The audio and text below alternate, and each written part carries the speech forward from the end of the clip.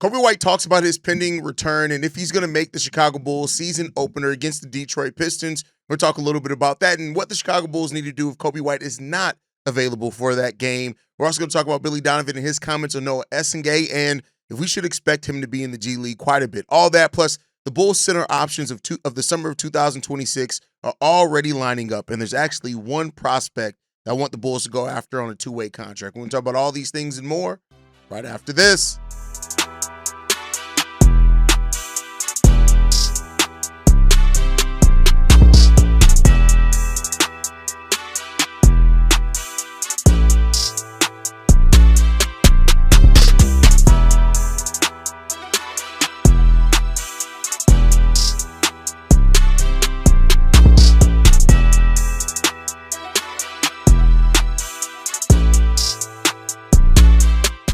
What's going on, Bulls fans? Welcome to another episode of Chicago Bulls Central, your number one spot for everything Chicago Bulls related. I'm the host, Hayes, but more importantly, you guys can follow the channel at Bulls Central Pod on every social media platform we happen to be on. Now, with that said, let's go ahead and get into this content for today, y'all. And Coby White talked about his recovery and where he's at right now in that recovery from the calf injury that he had. And he said this in regards to being asked if he's going to play, in the Chicago Bulls season opening game against the Detroit Pistons, saying this. We'll see. I'm still ramping up. This is the first time I've been up and down in a month and a half since August. It's in the works. It's definitely being talked about, me playing the season opener. So we'll see. Now, I know for a lot of Bulls fans, especially Bulls fans that have been around a little, longer, anytime the Bulls medical staff says something or something comes out from the medical staff and then there's a change, the immediate panic that's faced by Bulls fans that have been here for a long time, right? And I won't lie, I shared that as well. When Coby White and they initially was like, oh, he's going to miss a couple of preseason games. We expect him to be back in the preseason, by the preseason finale. And then that changed to now it's expected by the season opener. It did raise some questions for me. Now, the thing I want to be clear here in this is that Coby White's long-term health and prognosis is the most important thing. And with calf injuries, yeah, we've seen it. Like you rush those things back, they can turn into something with the Achilles. Now, not every single time. And we've seen players that have had calf injuries and it's absolutely stayed that despite if they try to play through it a little bit or whatnot. But the Bulls are being extra cautious about this for a few different reasons. And Coby and his camp probably want to be cautious about this too. This is a contract year for Coby White. And so the last thing that you would want is to have anything with your Achilles in a contract year. That can hurt. Like, it's different when it's players like Kevin Duren, who, when he suffered his Achilles injury, he was a surefire superstar, right? For a player like Coby, that is that player that is good, but, people still kind of doubt, all right, are you going to be able to do it at X level? You don't want to have that. And so I'm sure that there's a little bit of that being involved in this also. And the Bulls are just going to have to weather the storm. Like, it's more important that we have Coby for, the most games possible than him rush back and then we end up losing him for a larger chunk of time had we just let him sit for the first 2 weeks of the season. Like, yeah, it sucks that the Bulls season starts off so tough with super tough opponents. We have the ninth toughest schedule in the league to start up and open, but this first month from October 22nd to November 22nd, I'm sure we have to have a top 5 tough schedule in that. Most of the teams that we play are playoff teams. Like, it's going to be tough. And, and that's there. But you got to have the next man up mentality. You cannot forego a player's health because of the schedule. The schedule is the schedule. You have no control over that. Your players, you do have control over when they play and rush them back. And I think, the Bulls are playing this, it seems like the right way. They're being really cautious with this, and we'll see how it's going to go. Now, the question that we have here is that, because there were already questions on Coby ramping back up, even if he does play in the game on Wednesday, how much rust is going to be there for Coby White? If he doesn't play, what does that mean, right? And I think if Coby White doesn't play, the Bulls are either going to probably look to start the backcourt of Josh Giddey and Trey Jones. Maybe Ayo Dosunmu, can get in there, but it seems like they want to keep him coming off the bench, playing starter level minutes, but keep him coming off the bench. That's perfectly fine if that's what they decided to do too. But it's a 20-point per game scoring gap that's going to be there. Now, the common thought, the first thing you're going to go to is modest, time to step up. You've stepped up in preseason. Let's keep it going. And that's right. I mean, that's not the wrong mindset to have, but you're going to need guys to also step up as a unit, right? And as a team. And the Bulls' success this season is going to come down to how well they play as a team. It's not just going to come down to Matas Buzelis scoring 20 points or not. It's not just going to come down to Josh Giddey averaging almost a triple-double if he's able to do that. It's going to come down to what we do as a team, especially defensively, right? And, the Bulls aren't going to be shaped up to be a top defensive team in the league. It doesn't look that way. On paper, it doesn't look that way. If it does happen, that means that this team is all buying into what they need to do defensively, but you have to get it done as a team. And that's going to be the Bulls' bread and butter this year, is how you operate as a team. How do you function as a team? And if you do those things well, you can find some success, man. So, if Coby's out, it does change the scoring workload for the Bulls. But Josh Giddey, Matas Buzelis, Isle already looks like he's ready to step up for a larger part of the scoring this season. Hopefully we get more regular season Vooch than preseason Vooch, once the season starts as well, even though it's going to be difficult with that front court rotation of the Detroit Pistons in that first game. They are about to put the clamps or try to put the clamps on Nikola Vucevic. So, overall, it is what it is, man. I hope that Coby's back on the basketball court sooner rather than later, of course, but I want him to be healthy when he gets back on that basketball court. I want him to be able to play like him. I don't want him to be timid or anything. Like, I get it that there's going to be a time period of just adjusting body-wise, right? But I don't want him to play timid. To me, when you play timid, that's when you get hurt. So I don't want too much thinking or anything out there. So we'll see. But it's good that Coby White has been under controlled contact. He's back at practice for the first time as a full participant. And now we just got to see if Coby White's going to be able to get on the basketball court sooner rather than later. Because if he can and if he does, man, that helps the Chicago Bulls in this tough stretch, man. Because we are starting off the season in a very tough stretch. Already going to be down to Zach Collins, right? But your backup center is going to be down. Luckily, you still got Jalen Smith here. But you're going to be down Zach Collins already to start the season. And so you're already starting off behind the injury 8-ball. And Coby White is an even more serious injury than that. So we'll see what this Bulls team is ready to do. We'll see how they're locked in, how they're prepared for this season, because we are going to be talking about Bulls basketball, y'all, in 2 days. We got Bulls basketball, regular season, no more of the preseason. It starts counting. And so I'm really excited to get into that because y'all know, once basketball, nobody covers the Bulls like Chicago Bulls Central. So there you go on that one. But let's move into the next topic. One of the bigger topics as well that a lot of people have been talking about is Noah Essinge. And what is the plan going to be for Noah? Now, I've kind of assumed that Noah's going to spend a similar trajectory. I say similar, not exact, to Matas. Whereas you're not going to see him a whole lot early on. You are going to see him some in the G League. I do think what it comes down to is how well is he above the talent in the G League. And then, we'll see. But for what it's worth, Billy Donovan shared some of those same things. Billy Donovan said this. I think right now with Noah, he's done a great job. He's got a lot to continue to improve upon and grow upon. I think right now there are clearly guys ahead of him in the rotation. I think the biggest thing for him right now this year, to me, is how can we help him improve his development? What's going to be the biggest thing? Whether it's time in the G League, time up here, in practice, contact practices, we just have to keep helping him develop. I'm encouraged with him because I think he has a really good IQ and knows how to play. Now, when you take all of that, what does that mean? That could mean that it's some similarities to Matas Buzelis. It could mean, hey, we just don't exactly know what Noah Essinge is going to give. And I think that's fair, right? He is the youngest kid in the NBA. Like, he's the youngest player in the NBA. And I've already seen some Bulls fans are like, oh my God, we're going to waste Noah Essinge playing him in the G League. Like, that's not necessarily true. And I get why that's there. And people go to Jalen and they go to other players but I think you got to look at it. Noah Essinge is not Dalen Terry. And every raw player can't be used to the same, comparisons of Dalen Terry. You just can't. Even Julian Phillips was on pace to play, I think, over 65 games his rookie year before he got hurt. Like, he was on pace to do that. Dalen Terry was an extremely raw player. Not to say that Noah Essinge isn't raw, but Noah also has played professionally. He also has shown a little bit more kind of realistic NBA skills right away. Now, by that I say this, and this is always kind of the level-headed approach I try to take with this topic when it comes up just about anybody.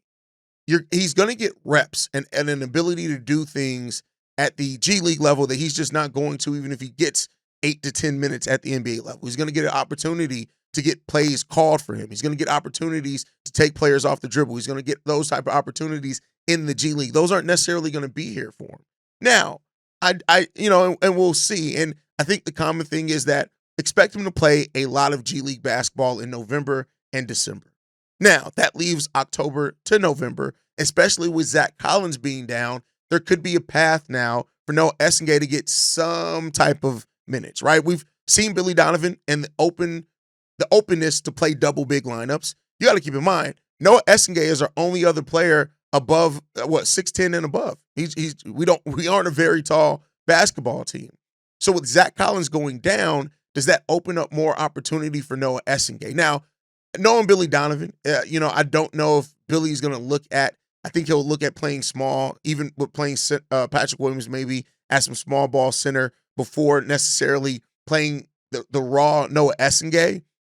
But there's a possibility there. And this is why you always got to stay ready.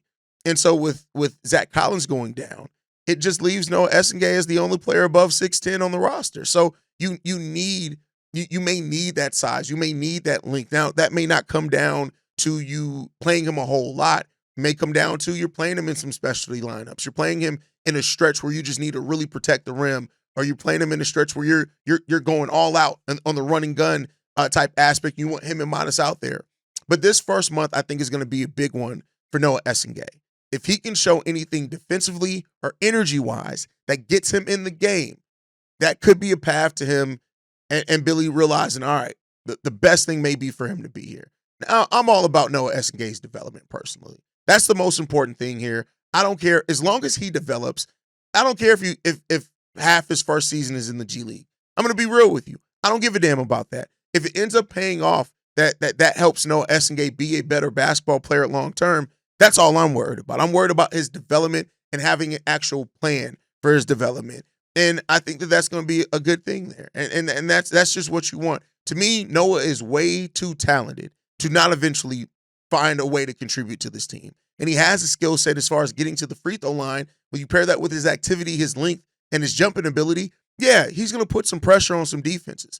And he's going to put some pressure on some offenses with his ability to protect the rim. That's coming. I think that at a baseline. And that's part of the reason why I feel the Bulls felt comfortable going high upside, because the floor of Noah Essinge is still high, even if he doesn't maximize on the ceiling and the potential there. That's how I view Noah Essinge.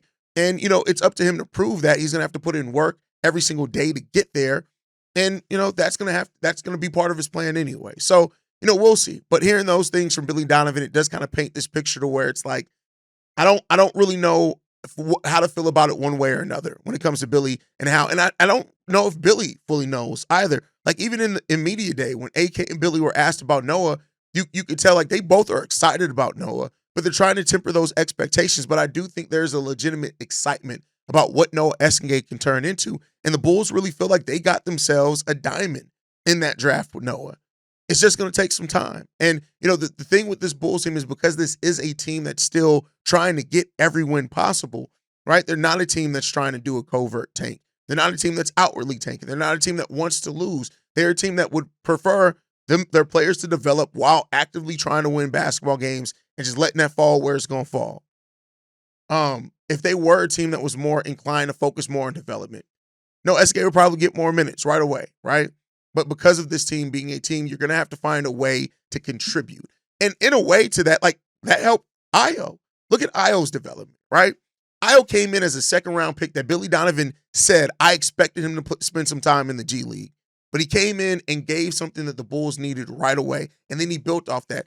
Ayo Dosunmu wasn't taking players off the dribble, at the beginning of his rookie year. He was coming in there being a clamp. Yeah, he was getting out in the transition. He was passing well. And then we saw the confidence grow from that to where he started giving more offense and stuff like that. So that's where, it just depends. But you got to make the most of your moment. And, Ayo Dosunmu came in there, and he was day one of his rookie year. He was getting double-digit minutes. Double-digit minutes in the regular season. So, it is what it is, man. I think with how Modest took to an actual development plan last season, that you're going to see kind of that be more used as a blueprint for how young players come into this team and how they plan on kind of growing those young players' games. It's just kind of what I expect based off what we've seen, and we'll see if that maintains and actually holds true, right? So let me know what you guys think on that down below. With that said, I want to end this show on some speculation and me talking, right?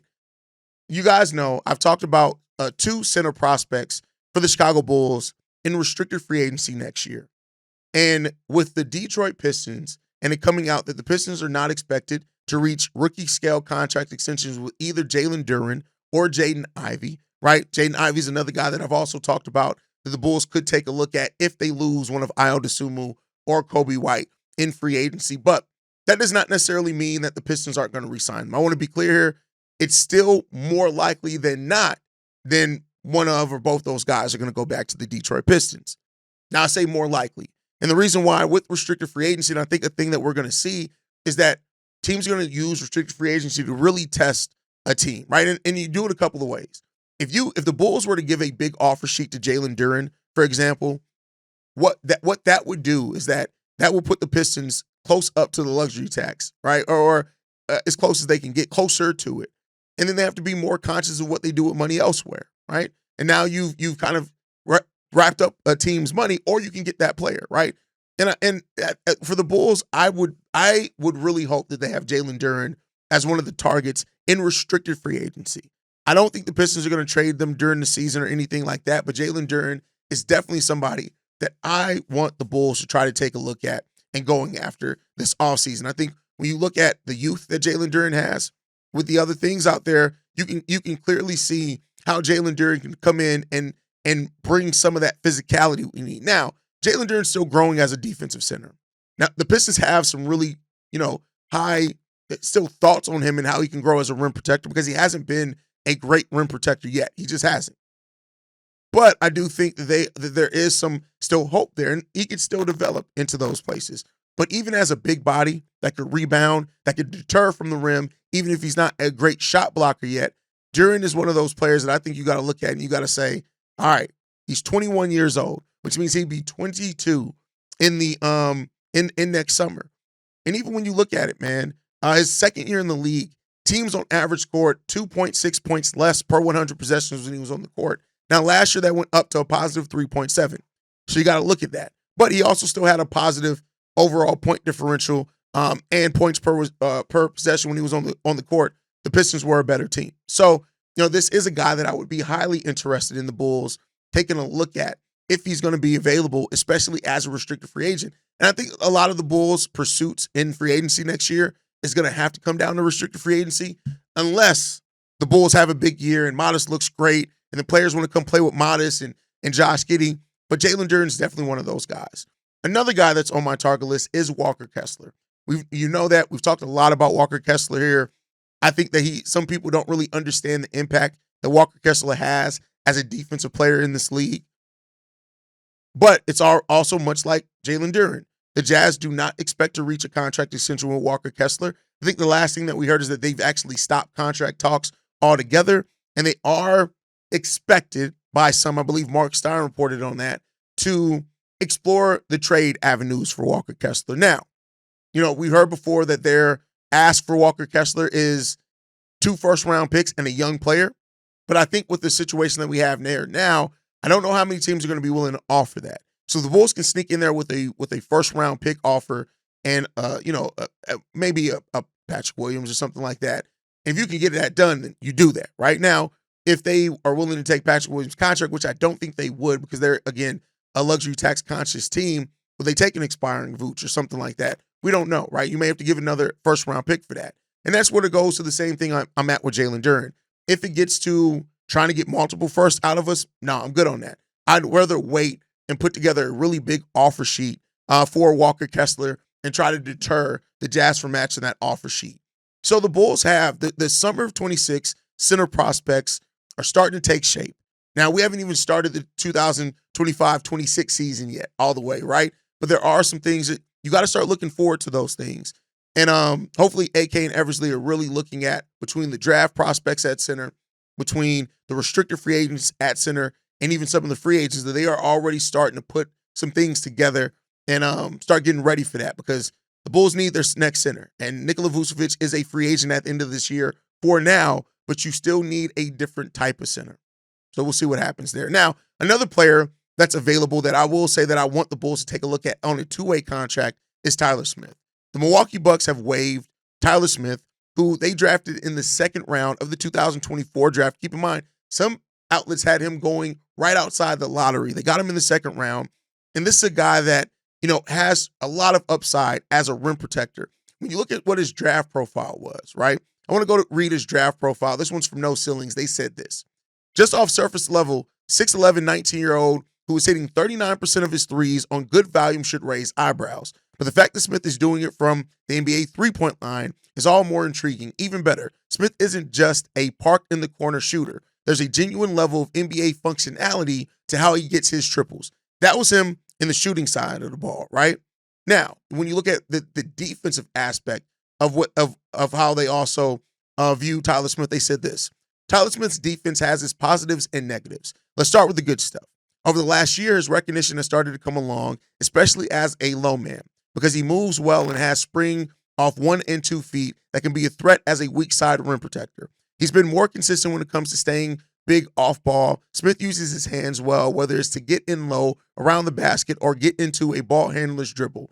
Purely from a playmaking standpoint, his 4.2 block percentage and 1.8 steal percentage during G League regular season are solid marks for a 4-5 hybrid big. Zooming out, the building blocks are really solid, and at his best, Smith displays switchability and rim protection. Tyler Smith, much like we got Trenton Flowers, I love the acquisition of 20-year-old Trenton Flowers, who was a 5-star recruit going to Louisville. To me, Tyler Smith is the exact type of players you want in the G League. I know we have Lachlan Albrecht, right? Good. But Tyler Smith, if you are able to bring a Tyler Smith into your G League and see what you can develop him to, he could be your backup center in the future. Maybe he just ends up being a rotational 4-5 swing big man that can hit a three and guard the rim really well. Those type of players are valuable. The Milwaukee Bucks have a rookie hasn't gotten a second contract with the Milwaukee Bucks since Giannis, right?